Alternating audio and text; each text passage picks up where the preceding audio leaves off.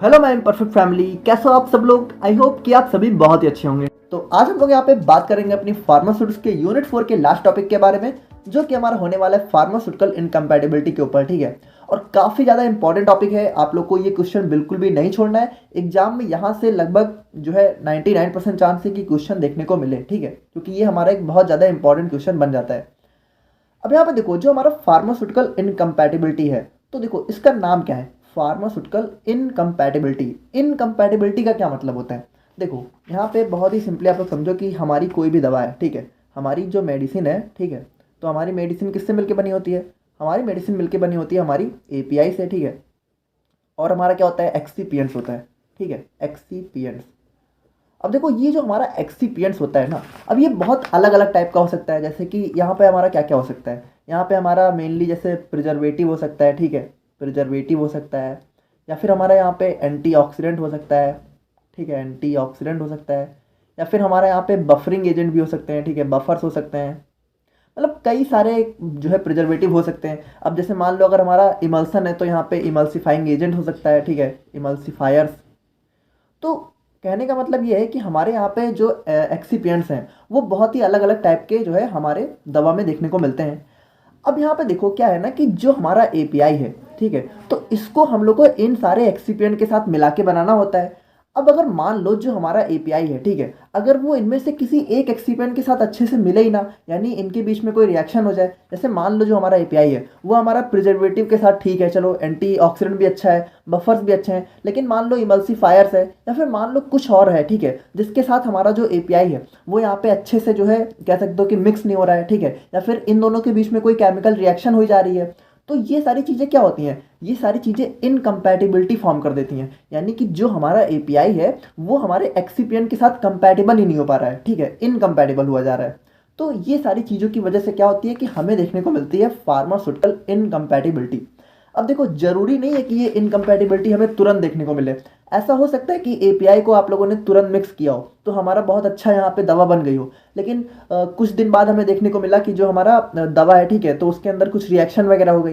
यानी ऐसा भी हो सकता है कि कुछ टाइम बाद जाके जो हमारा एपीआई है वो इनमें से किसी चीज़ के साथ रिएक्ट कर जाए, ठीक है। मतलब कुल मिलाकर आप समझ रहे हो कि इनकम्पैटिबिलिटी का क्या मतलब है कि जो हमारे यहाँ पे एपीआई है, ठीक है, तो वो अगर एक्सिपिएंट के साथ जो है कंपैटिबल नहीं हो पा रहा है तो उसी को हम लोग यहाँ पे बोलते हैं फार्मास्यूटिकल इनकम्पैटिबिलिटी। अब इसकी देखो डेफिनेशन की बात करें तो इसको आप लोग कोशिश करना कि एज इट इज याद कर लो, ठीक है। When two or more ingredients are mixed together to prepare a medicine, ठीक है, and an undesired change takes place which affects the physical, chemical and therapeutic properties of medicament, the phenomenon is termed as incompatibility. यानी कि जब हम लोग यहाँ पे दो या दो से ज़्यादा इंग्रेडिएंट्स को मिक्स करते हैं, ठीक है, अपनी दवा को बनाने के लिए, तो अगर उनमें कोई अनडिजायर्ड चेंज जो है टेक्स प्लेस, यानी कि हमें जिसकी ज़रूरत नहीं है, ठीक है, अगर ऐसा कोई चेंज हमें देखने को मिल रहा है जो कि हमारी जो दवा है उसकी फिजिकल, केमिकल और थेराप्यूटिक प्रॉपर्टी को जो है अफेक्ट कर रहा है, तो उसी को हम लोग यहाँ पे बोलते हैं इनकम्पैटिबिलिटी। अब देखो ये जो हमारी इनकम्पैटिबिलिटी है ये यहाँ पे यूजुअली अनइंटेंशनल होती है। अनइंटेंशनल का क्या मतलब है कि ऐसा नहीं है कि हम लोग जानबूझ के जो है कुछ ऐसा करते हैं कि हमें जो है दवा में इनकम्पैटिबिलिटी देखने को मिले। ये मतलब अपने आप ही हो जाती है, ठीक है, यानी ज़्यादातर ये जो है अनइंटेंशनल ही होती है। अब यहाँ पे देखो जो हमारी इनकम्पैटिबिलिटी है, तो जैसा कि मैंने आप लोग को बताया कि ये हमें तुरंत भी देखने को मिल सकती है, या फिर हो सकता है कि स्टार्टिंग में हमारी जो दवा है वो अच्छे से बन जाए लेकिन कुछ टाइम बाद हमें इनकम्पैटिबिलिटी देखने को मिले, ठीक है। तो कंपाउंडिंग यानी कि जब हम लोग यहाँ पे लगभग दवा को बना ही रहे हैं, ठीक है, और फॉर्मुलेशन, मैन्युफैक्चरिंग, ठीक है, तो अगर इस टाइम में जो है हमें इनकम्पैटिबिलिटी देखने को मिली तो हम लोग इसको बोलते हैं कि तुरंत हमें देखने को मिल गई। लेकिन अगर मान लो पैकेजिंग के टाइम देखने को मिली, या फिर हम लोगों ने जब दवा को डिस्पेंस कर दिया, यानी कि जब दवा जो है लोगों के पास पहुंच चुकी है, ठीक है, या फिर उसकी स्टोरेज के टाइम में, यानी दवा को जब हम लोग स्टोर करके रखे हुए हैं, तो अगर हम लोगों ने जो है उसको अच्छे से स्टोर नहीं किया, यानी कि बात करें तो देखो मान लो कोई दवा है, हम लोग को उसको जो है कूल प्लेस में स्टोर करना है और हम लोगों ने उसको रख दिया जो है मतलब नॉर्मल जगह पे, गर्म जगह पे, तो क्या होगा, उसके अंदर रिएक्शन होगी। तो वही सारी चीज़ों की वजह से, या फिर एडमिनिस्ट्रेशन, यानी कि दवा को खाते टाइम भी ऐसा हो सकता है कि जब तक दवा हम लोगों ने खाई तब तक तो दवा ठीक है, लेकिन खाने के बाद हमारी बॉडी के अंदर जाके कुछ रिएक्शन वगैरह हो गया। तो कुल मिलाकर ये सारी चीज़ें जो है इनकम्पैटिबिलिटी को कॉज कर देती हैं। अब यहाँ पे जो हमारी इनकम्पैटिबिलिटी है तो उसकी वजह से क्या होता है कि देखो जो हमारा मेडिकामेंट है उसकी सेफ्टी इफेक्ट हो जाती है, ठीक है, और उसका जो एफिकेसी है, यानी दवा को जितना असर करना चाहिए उतना वो असर भी नहीं करती है, या फिर जो हमारी दवा है उसकी अपीयरेंस भी खराब हो सकती है। जैसे मान लो हमारा कोई सिरप है, अब उसके अंदर मान लो अगर कोई केमिकल रिएक्शन हो गई तो उसका कलर ही चेंज हो जाएगा, ठीक है, तो अपीयरेंस भी उसकी अलग हो जाती है। या फिर जो मेडिकामेंट का पर्पज है, यानी मान लो कोई दवा है, उसको हम लोगों ने, जैसे खांसी की कोई दवा है, हम लोगों ने खांसी ठीक करने के लिए खाई, तो उसने क्या किया, खांसी को और बढ़ा दिया, तो उसका जो पर्पज है वही चेंज हो गया, ठीक है। तो यहाँ पे बहुत सारे जो है इफेक्ट हमें इनकम्पैटिबिलिटी की वजह से देखने को मिल सकते हैं। अब जनरली हमारी जो फार्मास्यूटिकल इनकम्पैटिबिलिटी है वो हमें 3 टाइप की देखने को मिलती है, जिसमें पहला होता है हमारे यहाँ पे फिजिकल, और दूसरा होता है केमिकल, और थर्ड होता है हमारे यहाँ पे थेरापेटिक, ठीक है।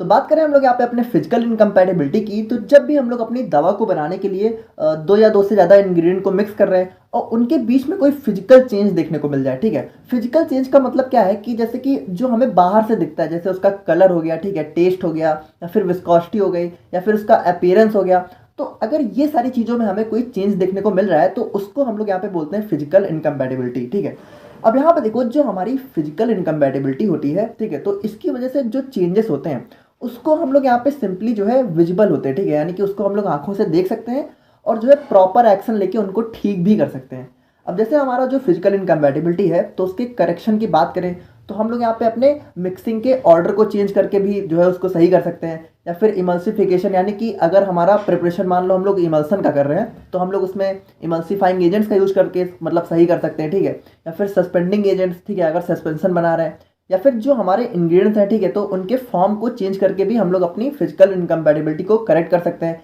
या फिर हम लोग जो है किसी ऐसे जो है सब्सटेंस को ऐड करके जो कि थेराप्यूटिकली इनएक्टिव है, यानी उसका कोई असर नहीं है, लेकिन उसको ऐड करने से अगर हमारा जो मतलब जो भी हमारा मिक्सचर है, ठीक है, अगर वो स्टेबल हो जा रहा है, तो ऐसी सारी चीज़ों को ऐड करके भी हम लोग अपनी फिजिकल इनकम्पैटिबिलिटी को करेक्ट कर सकते हैं। अब यहाँ पे जैसे हमारा जो फिजिकल इनकम्पैटिबिलिटी है, तो वो बेसिकली हमें जो है 2-3 टाइप की देखने को मिलती है। जैसे इमिसिबिलिटी हो गया, अभी हम लोग उसको एक एक करके देख रहे हैं, ठीक है। जैसे इमिसिबिलिटी हो गया, इनसॉल्युबिलिटी हो गया, प्रेसिपिटेशन हो गया, लिक्विफैक्शन हो गया। तो इसको हम लोग यहाँ पे एक एक करके थोड़ा सा देखते हैं कि इसके अंदर होता क्या है, ठीक है। तो बात करें हम लोग यहाँ पे इमिसिबिलिटी की, तो देखो जैसे हम लोग मान लो ऑयल और वाटर को मिक्स करेंगे तो क्या होगा, देखो ऑयल और वाटर मिलते तो है नहीं, तेल पानी, तो वो इमिसिबल हो जाएंगे। तो उसको ऐड करने के लिए हम लोग को क्या करना पड़ेगा, अपने इमल्सीफायर एजेंट को ऐड करना पड़ेगा, यानी उसका इमल्सिफिकेशन करना पड़ेगा। अब जैसे इसका एग्जाम्पल की बात करें तो मान लो जो है हमें कैस्टर ऑयल और वाटर को मिक्स करना है, ठीक है। तो हम लोग क्या करेंगे, इसका जो है हमें इमल्सन बनाना है, तो इसमें देखो, now in the above prescription castor oil is immiscible with water to overcome this incompatibility an emulsifying agent is used to make a good emulsion, ठीक है। यानी वही सारी बातें हैं कि हमारा ऑयल और वाटर मिक्स है नहीं, तो इसको मिक्स करने के लिए हम लोग क्या करेंगे, इमल्सिफाइंग एजेंट का यूज कर देंगे। और बात करें यहाँ पे इनसॉल्युबिलिटी की, तो इनसॉल्युबिलिटी मतलब क्या है कि कोई हमारी जो दवा है अगर हम लोग उसको किसी सोल्यूशन में डाल के बना रहे हैं, यानी सिंपली बात करें तो हम लोग अपनी कोई लिक्विड डोजेज फॉर्म बना रहे हैं, कोई सिरप बना रहे हैं, तो सिरप में जब हम लोग यहाँ पे अपने एपीआई को ऐड कर रहे हैं तो अगर वो उसमें मतलब सॉल्युबल ही नहीं है, ठीक है, तो हमें इनसॉल्युबिलिटी की प्रॉब्लम देखने को मिल सकती है। जैसे हमारा जो यहाँ पे एफेड्रिन सल्फेट होता है, ठीक है, और यहाँ पे मेंथॉल और लिक्विड पैराफिन, अगर इन तीनों को मिक्स करके मान लो हम लोग कोई सिरप बना रहे हैं, ठीक है, या फिर कोई भी दवा बना रहे हैं, तो यहाँ पे देखो होता क्या है, ध्यान से देखना आप लोग, ठीक है। जो हमारा एफेड्रिन सल्फेट है, ठीक है, एफेड्रिन सल्फेट जो है वो यहाँ पे लिक्विड पैराफिन में जो है इनसॉल्युबल होता है, ठीक है, यानी सॉल्युबल नहीं होता है। तो इसको ठीक करने के लिए हम लोग कर क्या सकते हैं, यहाँ पे जो हमारा यहाँ पे एफेड्रिन सल्फेट है, तो हम लोग जो है एफेड्रिन का एक सेकंड फॉर्म मतलब हम लोग इसका सब्स्टिट्यूट ऐड कर सकते हैं, ठीक है। यानी इसकी जगह हम लोग जो है एनहाइड्रस एफेड्रिन को ऐड कर सकते हैं, जो कि क्या होता है, हमारा लिक्विड पैराफिन में सॉल्युबल होता है। देखो यहाँ पे बहुत ही सिंपली समझो, एफेड्रिन सल्फेट हमारा लिक्विड पैराफिन में सॉल्युबल नहीं है, लेकिन हमें ज़रूरत है एफेड्रिन की, तो हम लोग इसका दूसरा फॉर्म यानी कि एनहाइड्रस एफेड्रिन को ऐड कर लेंगे, जो कि हमारा लिक्विड पैराफिन में सॉल्युबल है, ठीक है। तो इस तरीके से हम लोग अपनी इनसॉल्युबिलिटी की प्रॉब्लम को ठीक कर सकते हैं। और बात करें हम लोग यहाँ पे प्रेसिपिटेशन की, तो इसमें भी देखो वही सारी चीज़ें हैं, ठीक है। अब प्रेसिपिटेशन मैंने आप लोगों को बहुत अच्छे से बता दिया है। इसमें क्या होता है, जैसे हमारा कोई सब्सटेंस है, अगर वो किसी सॉल्वेंट में इनसॉल्युबल है तो वहाँ पे क्या होता है, उसका प्रेसिपिटेट हमें देखने को मिल जाता है। तो वही सारी चीज़ें हैं, ये भी थोड़ा सा इनसॉल्युबिलिटी जैसा ही है, बस यहाँ पे जो है क्या होता है, प्रेसिपिटेट फॉर्म हो जाता है। अब यहाँ पे इसके एग्जांपल की बात करें तो जो हमारे यहाँ पे रेजेंट्स होते हैं वो वाटर में इनसॉल्युबल होते हैं, तो अगर हम लोगों ने इसको वाटर में डाला तो ये प्रेसिपिटेट के फॉर्म में कन्वर्ट हो जाते हैं। तो इसको बचाने के लिए हम लोग क्या कर सकते हैं, अपने एक सुटेबल थिकनिंग एजेंट को ऐड कर सकते हैं, ठीक है। और उसी तरीके से लिक्विफैक्शन की बात करें तो यहाँ पे क्या होता है कि जैसे हमारा 2 या 2 से ज़्यादा सॉलिड है, ठीक है, हमारा कोई सॉलिड इंग्रेडिएंट है और हम लोग उसको मिक्स कर रहे हैं, तो अगर मान लो उसका मेल्टिंग पॉइंट लो है, यानी मेल्टिंग पॉइंट बहुत ज़्यादा लो है, तो वो क्या होगा कि उसको मिक्स करने के बाद ना वो लिक्विड के फॉर्म में कन्वर्ट हो जाएंगे। यानी दो सॉलिड है, उनका मेल्टिंग पॉइंट यहाँ पे लो है, उसको हम लोगों ने मिक्स किया तो वो यहाँ पे लिक्विड के फॉर्म में कन्वर्ट हो जाएंगे। ठीक है, तो इसको हम लोग यहाँ पे बोलते हैं लिक्विफैक्शन।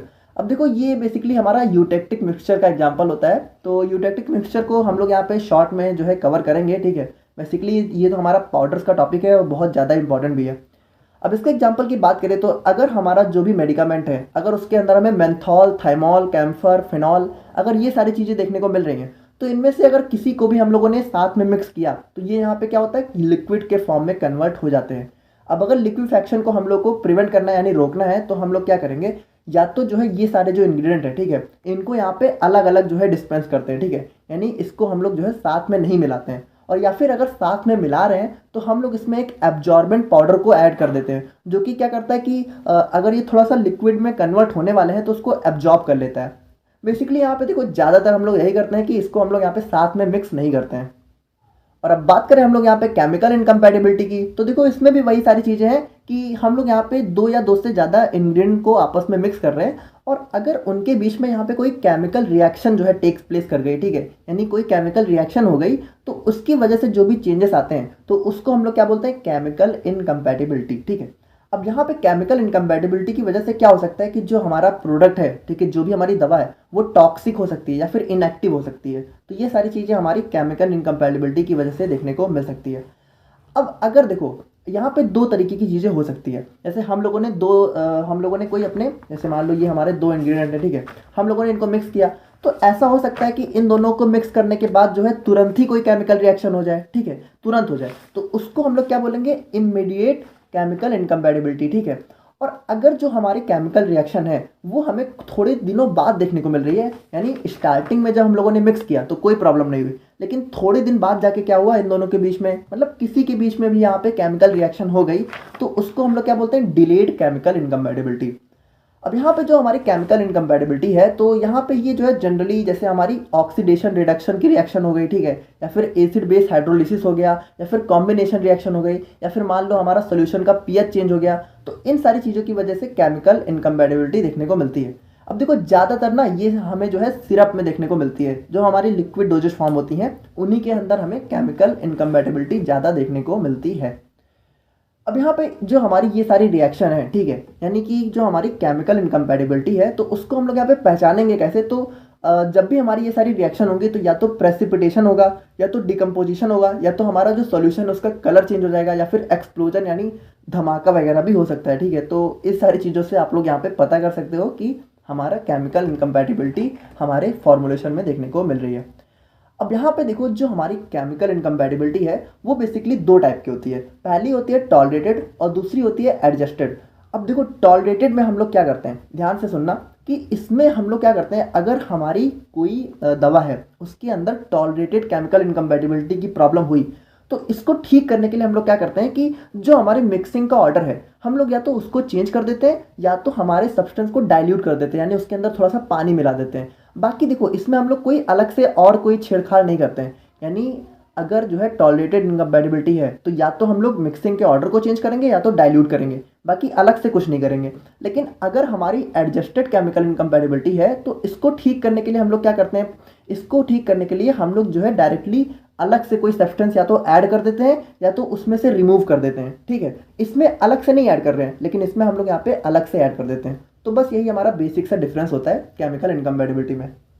और फाइनली बात करें हम लोग यहाँ पे थेरापेटिक इनकम्पैटिबिलिटी की, तो देखो ये इनकम्पैटिबिलिटी जनरली हमें जो है या तो डॉक्टर की गलती की वजह से देखने को मिलती है, या तो हम लोगों ने जब दवा खा ली, ठीक है, तो खाने के बाद जो है हमें जो है कोई प्रॉब्लम देखने को मिल रही है, तो उस सारी चीज़ों को हम लोग यहाँ पे थेरापेटिक इनकम्पैटिबिलिटी के अंदर में रखते हैं। ठीक है, तो इसको भी आप लोग देखो, ये जो डेफिनेशंस हैं आप लोग कोशिश करो कि एज इट इज़ याद कर लो, ठीक है, इसमें कुछ बनाने की कोशिश मत करना। जैसे कि जो हमारी थेरापेटिक इनकम्पैटिबिलिटी है, may be the result of prescribing certain drugs to the patient with the intention to produce a specific degree of action. देखो ध्यान से देखना, ठीक है, बट द नेचर और intensity of the action produced is different from that intended by prescriber. Prescriber यानी doctor, ठीक है, तो यहाँ पे देखो हुआ क्या कि जैसे हमारा जो डॉक्टर है, ठीक है, उसने हमें कोई दवा दी, ठीक है, तो उसने जो दवा दी है वो यहाँ पे सोच के दी कि हमें जो है कोई बीमारी है तो उसको ठीक करने के लिए दवा दी। लेकिन जो दवा का नेचर है, ठीक है, या फिर दवा का जो असर है वो यहाँ पे उल्टा ही हो गया या फिर कुछ अलग ही हो गया। तो उन सारी चीज़ों को हम लोग यहाँ पे बोलते हैं थेरापेटिक इनकम्पैटिबिलिटी।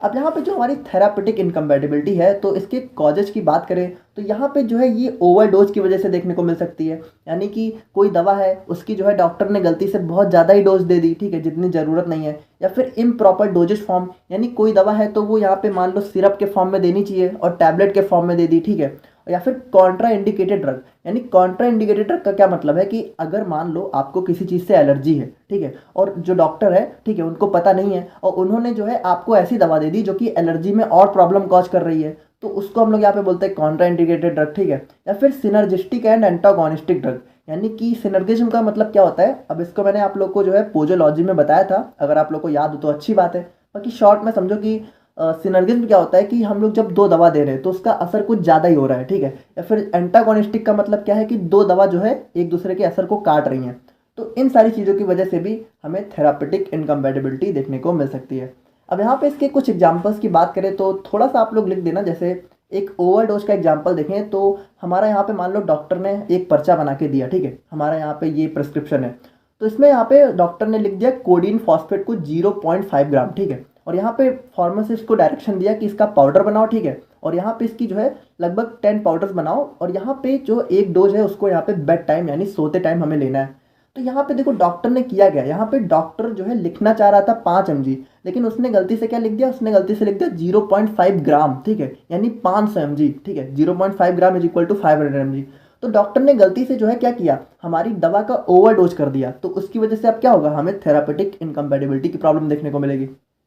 और यहाँ पे बात करें हम लोग यहाँ पे एक और एग्जांपल की, तो यहाँ पे मान लो जो हमारा टेट्रासाइक्लिन हाइड्रोक्लोराइड है, ठीक है, तो डॉक्टर ने इसको जो है 250 ग्राम प्रिस्क्राइब किया किसी पेशेंट को, ठीक है, और यहाँ पे फार्मासिस्ट को डायरेक्शन दिया कि इसकी कैप्सूल बनानी है, लगभग 10 कैप्सूल बनानी है, और यहाँ पे हर एक कैप्सूल को जो है 6 घंटे में लेना है, ठीक है, यहाँ पे 1 है 10 नहीं है,